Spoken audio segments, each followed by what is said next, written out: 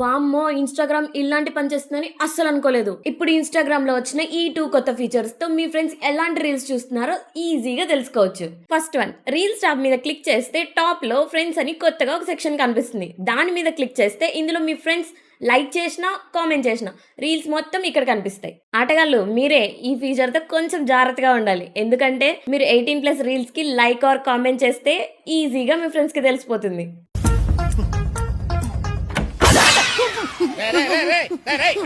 ఇదేమన్నా touring taxi అనుకున్నా బొక్కలో చూస్తున్నావు. ఇంకా ఈ నెక్స్ట్ ఫీచర్ అయితే చాలా యూస్ఫుల్.